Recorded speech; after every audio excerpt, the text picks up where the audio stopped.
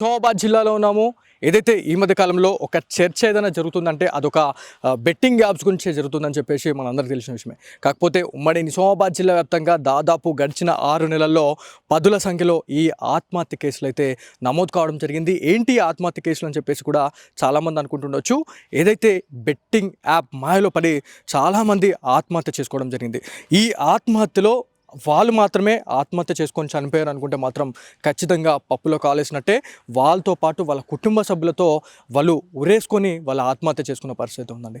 So ఇట్లాంటి దానికి check పెట్టడానికే తెలంగాణ స్టేట్ పోలీస్ అయితే చాలా మంచి ఉక్కుపాదం అయితే మోపింది అని చెప్పుకోవాలా. ఇన్స్టాగ్రామ్ ఇన్ఫ్లుయెన్సర్స్ కావచ్చు, దాంతోపాటు యూట్యూబర్స్ ఎవరైతే ఉన్నారో ఈ బెట్టింగ్ యాప్స్ ప్రమోషన్ చేస్తున్నటువంటి వాళ్ళు ఎవరైతే ఉన్నారో వాళ్ళందరిది ఒక లీస్ట్ అవుట్ చేసేసి ఇప్పటి వరకు బెట్టింగ్ యాప్స్ ఎవరైతే ప్రమోట్ చేశారో వాళ్ళందరిపైన కూడా ఇవాళ బద్దలు భాషింగాలు చేసే విధంగా ఇలా వాళ్ళకు ఒక ట్రీట్మెంట్ అయితే ఇస్తూ ఉన్నారు, కేసులు నమోదు చేశారు. సో ఫైనల్గా నిజామాబాద్ జిల్లాకు సంబంధించినటువంటి కొంతమంది వ్యక్తులు అయితే ఉన్నారు, వాళ్ళతో మాట్లాడే ప్రయత్నం చేద్దాం. అన్న మీరు చెప్పండి, ఈ విషయం విన్న తర్వాత మీకు ఏమనిపిస్తుంది అన్న? ఎందుకంటే ఈ యొక్క బెట్టింగ్ అనే అంశాన్ని ఈ యొక్క సమాజంలోని ఈ రోజుల్లోని చాలా మట్టుకు గ్రామాల్లోని పిల్లలు చాలా మట్టుకు చదువు పట్ల శ్రద్ధ చూపడం లేదు.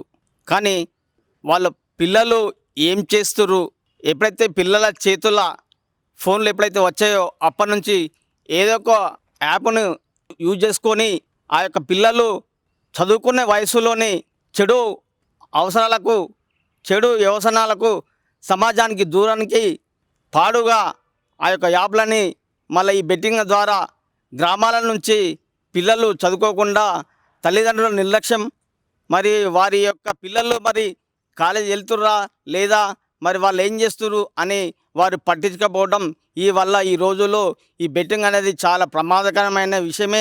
చాలామంది కూడా ఈ గత 6 నెలల్లోని కూడా నిజామాబాద్ జిల్లాలోనే కూడా చనిపోవడం జరిగింది. దీని పట్ల కూడా ప్రభుత్వం యంత్రాంగం, పోలీస్ డిపార్ట్మెంట్ కానీ మరియు రాజకీయ నాయకుల అండదండలతోని ఈ యొక్క బెట్టింగు విపరీతంగా నడుస్తుంది. దీని పట్ల మరియు మన యువత మార్పు రావాలి.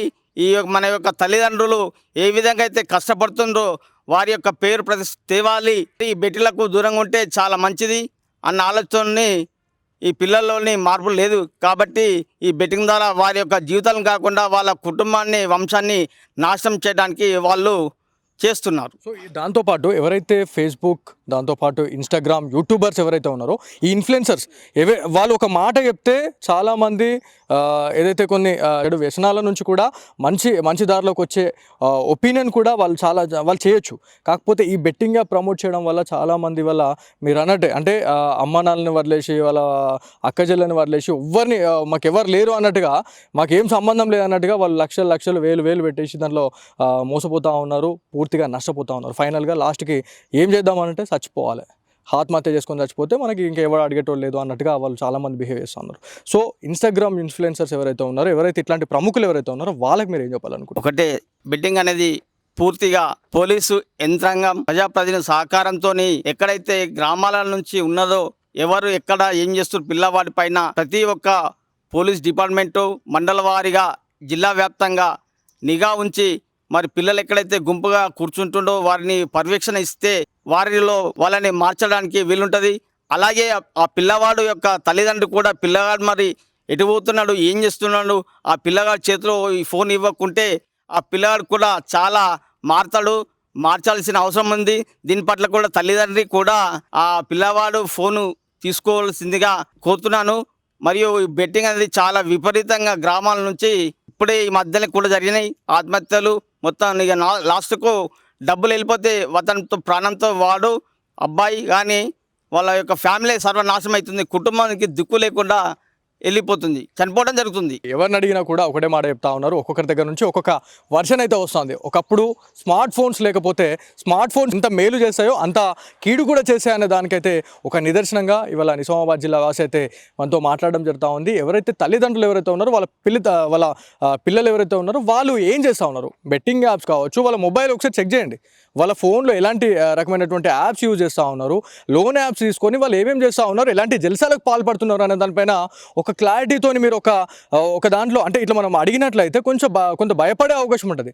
సో ఇవాళ తల్లిదండ్రులు పిల్లల్ని పెంచుతూ ఉన్నారు, కానీ పేరెంటింగ్ వ్యవస్థ సరిగ్గా లేకపోవడం వల్ల ఇట్లాంటి ఇన్సిడెంట్లకు అయితే పాల్పడుతూ ఉన్నారు కొంతమంది యువకులు అని చెప్తా ఉన్నారు. ఎవరైతే వాళ్ళ ఫ్రెండ్స్ ఎవరైతే ఉంటారో వాళ్ళ ఫ్రెండ్స్ కావచ్చు, దాంతోపాటు వాళ్ళ సర్కిల్లో ఉన్నటువంటి అంటే ఒక వాతావరణంలో మనం మిగులుతున్నామంటే మనతో ఎవరైతే మంచిగా ఉంటే మనం మంచిగానే ఉంటాం.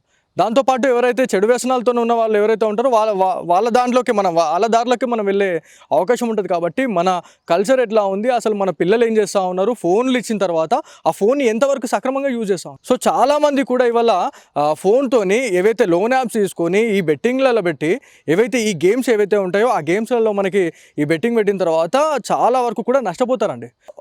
100 మంది బెట్టింగ్ పెడితే దాంట్లో 10 మందికి మాత్రమే ప్రైజ్ మనకి క్యాష్ ప్రైజ్ అనేది ఉంటుంది. మరి 90 మంది పరిస్థితి ఏముంటుంది? ఖచ్చితంగా ఇప్పుడు ఎవరైతే ఈ 10 మంది ఎవరైతే ఉన్నారో ఆ 10 మందిని మాత్రమే హైలైట్ చేస్తారు. కాబట్టి ఈ 90 మంది కూడా అరే మాకు కూడా వస్తాయి అనే ఒక మోజుతోని ఆ మాయలో పడి వీళ్ళంతా కూడా ఈ బెట్టింగ్ యాప్లో చాలా వరకు కూడా నష్టపోతున్నారు అని చెప్తా ఉన్నారు. ఏదేమైనప్పటికీ ఖచ్చితంగా దీనిపైన అయితే ఒక సీరియస్ యాక్షన్ ఉండాలా, లేకపోతే రానున్న రోజుల్లో కూడా ఇంకా అధ్వానంగా అయిపోతుంది. ఎందుకంటే ఇప్పటికీ గ్రామ స్థాయిలో చూసుకుంటే ప్రతి గ్రామంలో దాదాపు 10 నుంచి 15, 20 మందికి అయితే ఈ బెట్టింగ్ మాయలో పడి చాలామంది వల్ల ఆత్మహత్య చేసుకోవడానికి రెడీగా ఉన్నారండి. ఇప్పటికీ చాలామంది చనిపోయారు. తెలంగాణ, ఏపీ స్టేట్లలో చూసుకుంటే కొన్ని వందల కేసులు రిజిస్టర్ అయినాయి. సో నిజామాబాద్లో కూడా మనం వెరీ రీసెంట్లీ మాట్లాడుకున్నాం. వడ్డేపల్లి అనే గ్రామంలో ఒక వ్యక్తి చేయడం వల్ల దాదాపు ఆయన ఏజ్ చూసుకుంటే 22 నుంచి 23 సంవత్సరాలు అండి. ఆ 23 సంవత్సరాల వ్యక్తి ఎవరైతే ఉన్నారో ఆ యంగ్స్టర్ ఆయన ఎక్కడి నుంచి పైసలు తెచ్చిండో, అసలు ఎవరిచ్చిర్రు అనేది అసలు మనకి ఒక మిస్టరీగానే అయిపోయింది. సో వాళ్ళ కుటుంబం గురించి మాట్లాడుకుంటే వాళ్ళ ఫ్యామిలీ బ్యాక్గ్రౌండ్, వాళ్ళు ఏవైతే మనకి కూరగాయలు అమ్ముకొని బతికే వాళ్ళు, ఆ వ్యక్తి ఎవరైతే ఉన్నాడో ఆ అబ్బాయికి దాదాపు 15 నుంచి 20 లక్షలు బాకీ ఇవ్వడం జరిగింది. ఇచ్చిన తర్వాత ఇదంతా కూడా బెట్టింగ్లో పెట్టి పూర్తిగా నష్టపోయిన తర్వాత ఎవరైతే ఆ అప్పులు ఖచ్చితంగా అప్పిచ్చిన తర్వాత మనం ఆబ్వియస్లీ ఎవరైతే అప్పిచ్చిన వాళ్ళు మన ఇంటికి వచ్చి అడుగుతూ ఉంటారు. ఆ టైంలోనే ఇజ్జత్ పోతూ ఉంది, మనం పైసలు కట్టలేని పరిస్థితి ఉందని చెప్పేసి అన్న తర్వాత వాళ్ళకు ఉన్నటువంటి కొంత అగ్రికల్చర్ ల్యాండ్ కూడా అమ్మినా కూడా వాళ్ళకి బాకీ అనేది తీరకపోయేసరికంటే అతను చనిపోవడం జరిగింది. దాంతోపాటు వాళ్ళ అమ్మ, వాళ్ళ నాన్న ముగ్గురు కూడా చనిపోవడం జరిగిందండి.